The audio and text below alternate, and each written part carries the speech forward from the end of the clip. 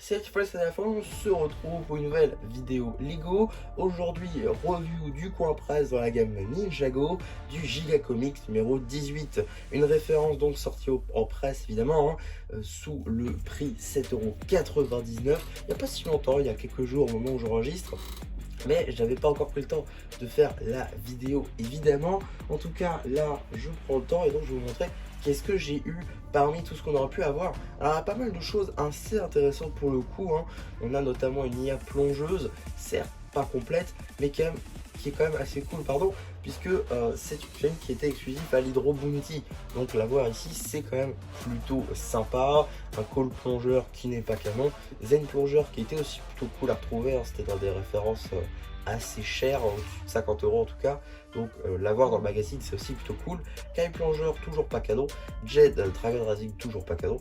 Lloyd plongeur, bon, c'est assez facile de l'avoir, hein. Pouleric, plutôt sympa aussi à retrouver étant donné que les sets sont retirés, hein, tout comme la majorité de ces fioles là.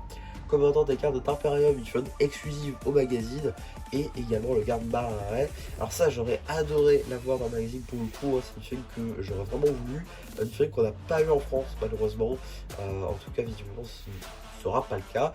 Vous allez le voir, hein, je ne l'ai pas eu. En tout cas, on va tout commencer par le magazine que normalement on va tous avoir, c'est celui-ci donc, Ninjago Comics, qui, vous l'avez vu à la tête de Jay, hein, reprend donc bien les sets de 2016, notamment avec le jour des âmes disparues. On peut voir Sabukai, un guerrier d'Akondra. En tout cas, on a une BD inédite. On va tout de suite en parler très rapidement, hein. Voilà, parce que je ne fais plus de vidéos pour ces magazines-là exclusivement. Voilà, je le fais dans la vidéo directement. En tout cas, petite vidéo, petite publicité sur le magazine Lego Star Wars en général avec deux anciens numéros. Si je ne dis pas de bêtises, c'est mars et août 2024. Voilà, en tout cas, vidéos qui sont déjà disponibles sur la chaîne, évidemment. On a un petit sommaire, la BD, du coup, qui sera évidemment disponible sur la chaîne BD. Voilà, ça c'était obligé. Alors, on passe rapidement dessus parce que c'est pas l'objet de la vidéo.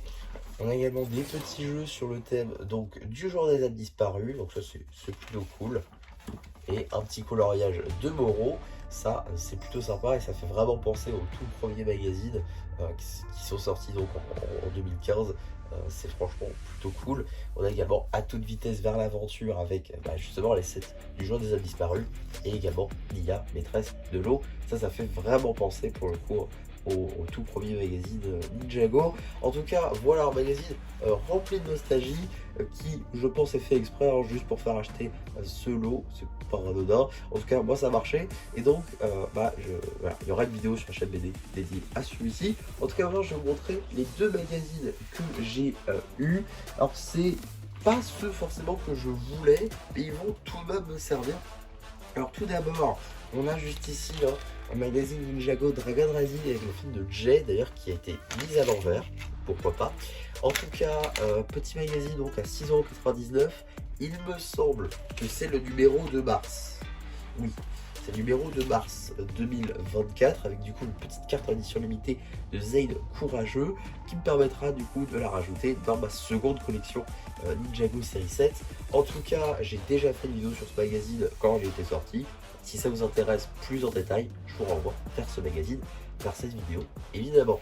Donc ça c'était pour le premier. Et bizarrement le deuxième, j'ai eu celui d'avril. Voilà, j'ai eu le magazine d'avril avec du coup le commandant des griffes d'Imperium, ainsi qu'une petite carte de Kai courageux, que là encore du coup je vais pouvoir rajouter dans ma collection. Donc ça c'est quand même plutôt sympa je trouve. En tout cas du coup j'ai mars et avril.